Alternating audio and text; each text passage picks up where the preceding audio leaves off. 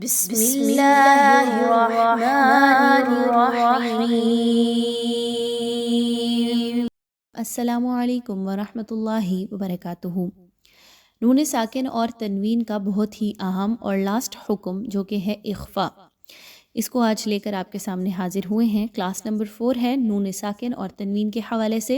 امید کرتے ہیں کہ پہلی 3 کلاسز سے آپ کو بھرپور فائدہ ہو رہا ہوگا۔ کوشش کی ہے کہ عام فہم زبان میں آسانی کے ساتھ آپ تک یہ چاروں قواعد پہنچانے کی کوشش کریں۔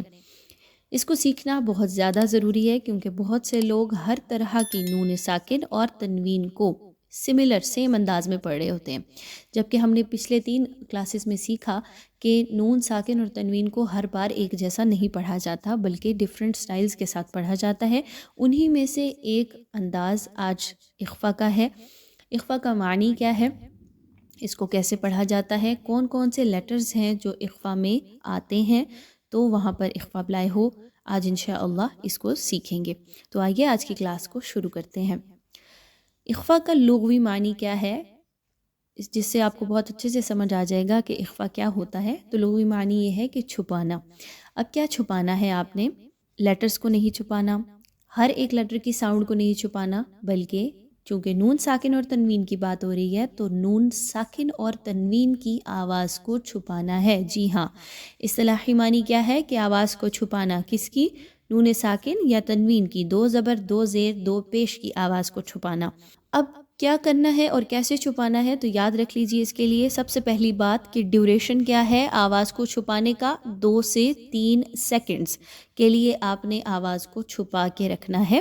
یعنی کہ مثال لے لیں، با نون زبر بن، تا نون زبر تن، با نون زیر بن، تا نون زیر تن، یہ جو ساؤنڈز ہیں نون کے آ رہے ہیں لاسٹ پہ، ان کو آپ نے چھپانا ہے۔ اسی طریقے سے ہم نے یہ بھی سیکھا ہوا ہے کہ نون ساکن اور تنوین جو ہیں ان کے ساؤنڈز سملر ہوتے ہیں۔ تو آپ نے اب یہاں پہ اخفا کے قاعدے میں کس طریقے سے ان کو اپلائی کرنا ہے، سب سے پہلے یاد رکھ لیجئے کہ اخفا کے کتنے لیٹرز ہیں، یعنی نون ساکن یا تنوین کے بعد کون کون سا حرف آ جائے تو وہاں پر آپ نے اخفا کو اپلائی کرنا ہے، فالو کرنا ہے۔ تو اس کے لیے یاد رکھیے کہ 15 حروف ہیں اخفا کے، اور وہ کون سے ہیں؟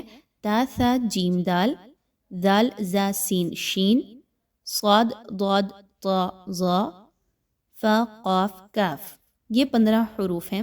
ان کو اچھے سے یاد رکھیے، اپنے ذہن میں بٹھا لیجئے، فنگر ٹپس پہ یاد کیجئے انشاءاللہ، اللہ تعالیٰ آپ کا مددگار ہو۔ اور یہ 15 حروف جو ہیں یہ اگر نون ساکن یا تنوین کے بعد آ جاتے ہیں تو آپ نے وہاں پہ نون ساکن یا تنوین کی آواز کو چھپانا ہے۔ اب کیسے چھپانا ہے آپ نے نون ساکن اور تنوین کی آواز کو؟ تو سورہ بقرہ کے آیہ نمبر 253 کو دیکھیے، اس میں آپ کو 2 مثالیں ملیں گی اخفا کے حوالے سے۔ سب سے پہلی مثال جو ہے اس میں نون ساکن کے بعد کاف آ رہا ہے، اور دوسری مثال میں بھی نون ساکن کے بعد کاف کا ہی حرف آ رہا ہے۔ کیسے پڑھا جائے گا؟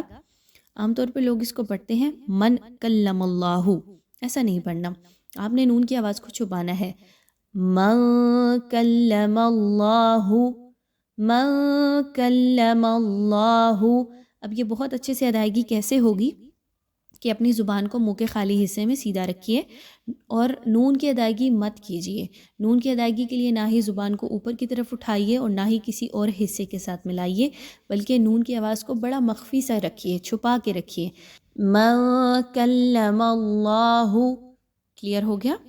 اسی طرح سے ایک اور مثال، من کفر، من کفر، من کفر، کلیئر ہے؟ من کفر نہیں پڑھنا، یا پھر من کفر نہیں پڑھنا، کیسے پڑھیں گے؟ من کفر، کلیئر ہو گیا؟ یہی من اس طریقے سے پڑھنا اخفا کہا جاتا ہے۔ آگے نیکسٹ مثال جو ہے وہ آیہ نمبر 254 میں دیکھیے، آپ کو ملے گی ڈیفرنٹ لیٹرز کے ساتھ۔ سب سے پہلی مثال میں نون ساکن کے بعد فا آ رہی ہے، دوسری مثال میں نون ساکن کے بعد قاف، اور آخری مثال میں جو اس آیہ مبارکہ میں ہے تنوین کے بعد فا آ رہی ہے۔ تو کیسے پڑھا جائے گا تینوں کو؟ انفقو، انفقو، ان، ایسے نہیں پڑھنا، کیسے پڑھنا ہے؟ انفقو۔ نیکسٹ، من قبلی، من قبلی، کلیئر ہوا؟ اگلی مثال تنوین کے بعد فا کی ہے، تو کیسے پڑھا جائے گا ان الفاظ کو؟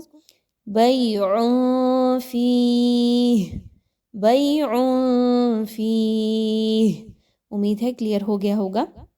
اخفا کا قاعدہ بھی امید کرتے ہیں کہ آپ کو نون ساکن اور تنوین کے چاروں رولز اچھے طریقے سے کلیئر ہو گئے ہوں گے. انشاءاللہ آنے والی مزید کلاسز میں میم ساکن کے احکام کو سٹارٹ کریں گے. کلاسز کے ساتھ اٹیچ رہیے تاکہ آپ کو بھرپور فائدہ ہو. السلام علیکم ورحمۃ اللہ وبرکاتہ.